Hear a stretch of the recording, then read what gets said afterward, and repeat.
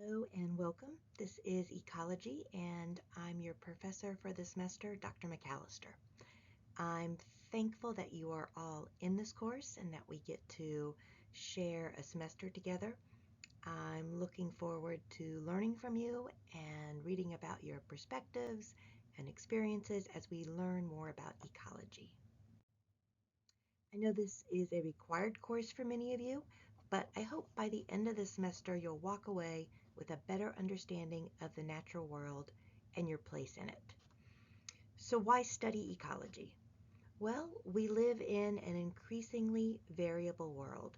If you watch the news, you'll see millions of acres of forests have been burning in Siberia, Canada, California. We've had flash floods on the East Coast and in California. So we are living in a time of climatic extremes, and that has a lot of implications for global agriculture, human health, and the future of humans.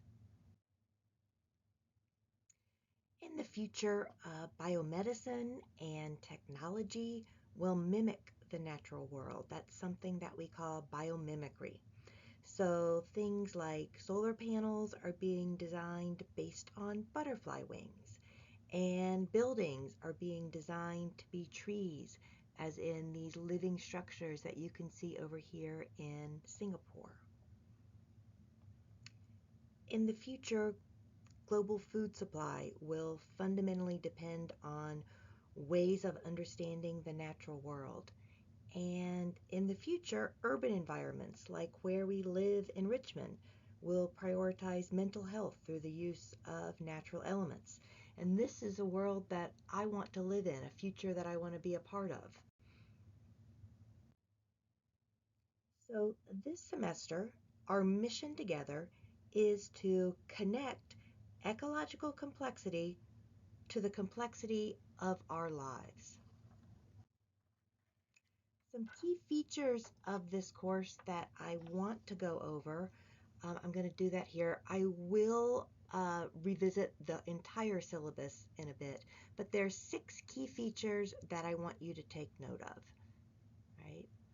First of all, this is an asynchronous course, and our deadlines are set at the beginning of the week for most assignments, but on Fridays for a perceptive review assignment, and I'll discuss perceptive in a moment. So each week you can expect to begin new material. But because it's asynchronous, time management is really going to be the key to success in this course. And I hope to help you with your time management and continue improving my own skills. So you will receive 2 emails a week from me. The first will be an overview email with the tasks that you can expect for the week and a midweek reminder email. Okay? These are designed to help you manage your time, right? I mentioned Perceptive a minute ago, and I will certainly go over that in another video. But Perceptive is a peer assessment tool that allows you to give and receive feedback on class assignments. It will help you to improve your understanding of the course material and how to do better on future assignments. You are graded on how accurately you rate others' submissions and how helpful your comments are, in addition to the quality of your own submitted assignment. I know life gets complicated sometimes. We get sick, we have to fill in from someone at work, we have to take care of kids or family, we're juggling a lot of things. And so instead of having you emailing extension requests, I've done away with this, okay? So we're getting rid of all this back and forth, okay? Everyone, right, across the board receives 3 late submission tokens that you can redeem to submit quizzes, a discussion, or one perceptive assignment in late. Okay, so you can use it for 3 quizzes, you can use it for 3 discussions, you can use it for 2 quizzes and 1 discussion, You can use it for one quiz, one discussion, and one perceptive submission. You cannot use it for more than one perceptive submission, however. Okay? So the whole point of perceptive is that you're acting as a teacher and analyzing, okay, your classmates' work and helping them improve. So I'm only allowing one submission, one late submission for this. Okay. In addition to the tokens, I will drop the lowest quiz and your lowest assignment score. So even if you don't need to use all your tokens, you'll still benefit. And if you run out of tokens, well, we still have some flexibility there with your lowest quiz and your lowest assignment being dropped. You cannot use your tokens, okay, for a missed exam, right? But I also offer an optional final that you can substitute for a missed exam or your lowest exam score, okay, of those 3 regular exams if you took them all. Your exams are open book, okay, and they're not timed, but this flexibility comes with that non-negotiable deadline, okay? You have a full week to be able to complete those exams, so there will not be an extension allowed for those. And finally, to reduce the financial burden of buying textbooks, our textbook is an open educational resource. What that means is that it was developed to be used as a free online resource. I have also been able to get Perceptive for you for free as well.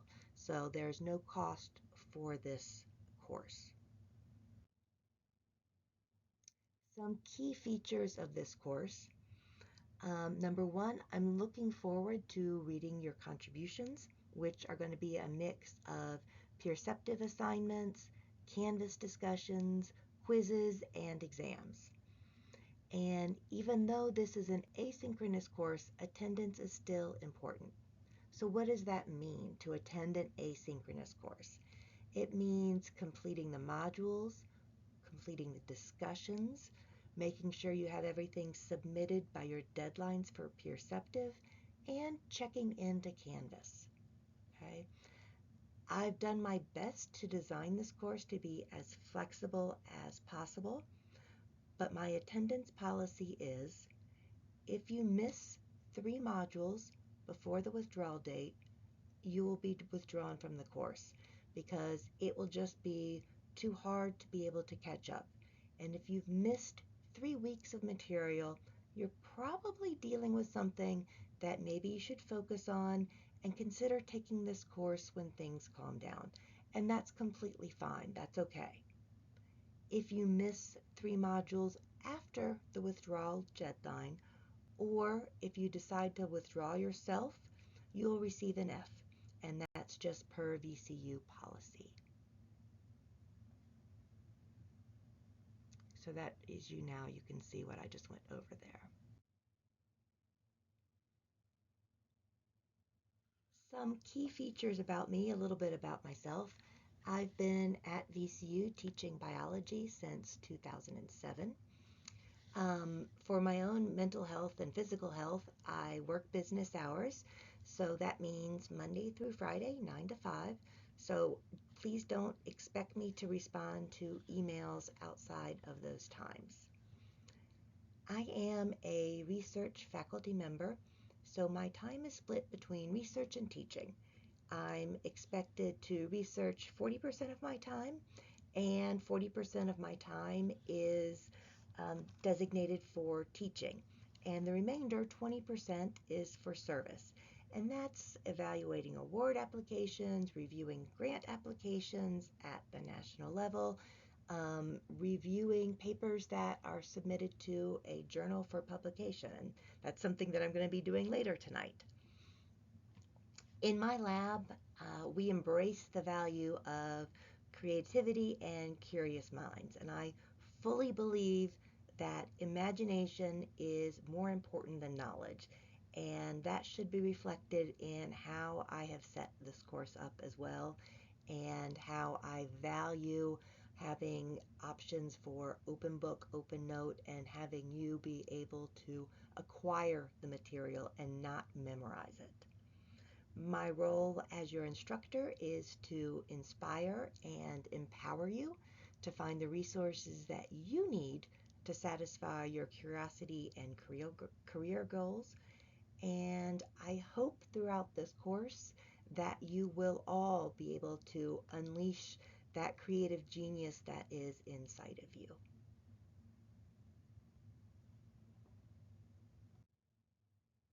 So who am I? I am a biogeochemist, and what does that mean, as you're probably asking?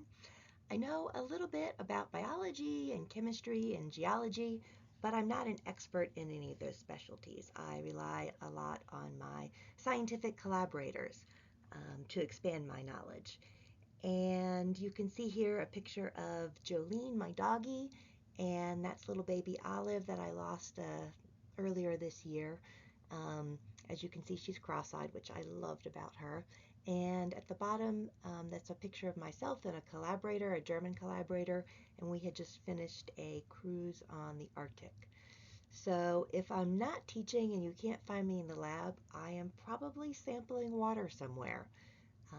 I look at how carbon cycles from land to the ocean, and you'll frequently find me sampling streams and rivers and lakes, or I've been estuaries and the ocean as well. So a lot of different diverse areas.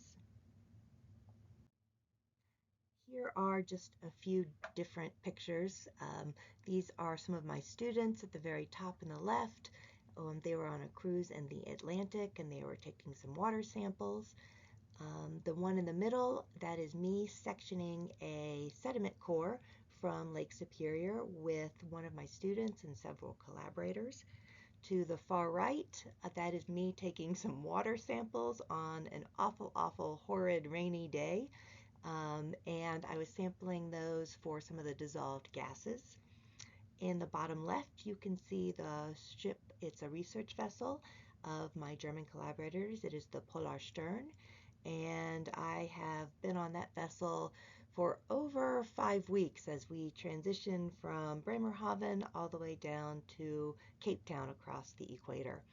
And then on the bottom far right, this is one of my cruises. That's not a research vessel. That is a sailboat that we were able to use there. And I made up a mock lab for my stuff from the Arctic. And that one is, particular picture is out of Svalbard. So in the next video, I will go through a Canvas demo for you.